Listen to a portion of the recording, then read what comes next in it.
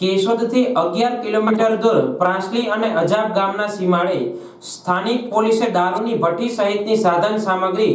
ઝડપી પાડી 3 શખ્સો વિરુદ્ધ ગુનો નોંધી, જે પૈકી 2 શખ્સો ઘટના સ્થળેથી ઝડપી પાડી તેમના વિરુદ્ધ ધોરણસરની કાર્યવાહી હાથ ધરી છે। એવી જ રીતે શેરગઢના કૃષ્ણનગરમાં 95 લીટર મોમના પાર્ટીમાં 30 લીટર આથો સહિત 320ની કિંમતનો મુદ્દામાલ ઝડપી પાડ્યો હતો, જેના અલગથી 2 ગુના નોંધાતા બંને આરોપીઓ ઝડપી લેવામાં આવ્યા હતા।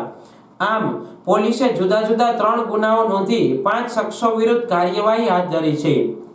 આ અંગે મળતી વિગત મુજબ અજાબ ગામના તાલુકા સદસ્ય દ્વારા દારૂની ભઠ્ઠીઓ ચાલતી હોય, ખુલ્લેઆમ દારૂનું વેચાણ થતું હોય,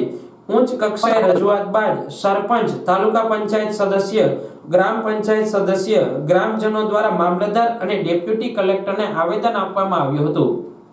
જેને અનુલક્ષીને કેશોદની સ્થાનિક પોલીસે જુદી જુદી ટીમ બનાવી કેશોદના અજાબ, શેરગઢ, પ્રાંસલી સહિત દેશી દારૂની પ્રવૃત્તિ કરતા 17 જેટલા ઈસમોની યાદી તૈયાર કરી પ્રોહિબિશન રેડ કરી હતી, જેમાં પ્રાંસલી અને અજાબ ગામના સીમાડે માનસિંગ કરણાભાઈ પારેડીના ખેતરમાં દેશી દારૂની ભઠ્ઠી મળી આવી હતી। પોલીસે 45 લીટર દેશી દારૂ, 50 લીટર ગરમ આથો, 600 લીટર ઠંડો આથો, પ્લાસ્ટિક કેન, કેરબા, બોઇલર બેરલ, એલ્યુમિનિયમ તગારું, પાતળી ભૂંગળી, બર્નર, ગેસનો પાટલો, મોબાઈલ, મોટરસાયકલ મળી કુલ 41,340ની કિંમતનો પ્રોહિબિશન મુદ્દામાલ જપ્ત કર્યો હતો, જેના આરોપી પ્રાંસલી ગામના દોલતસિંહ કરણાભાઈ પારેડી, માનસિંગ કરણાભાઈ પારેડી,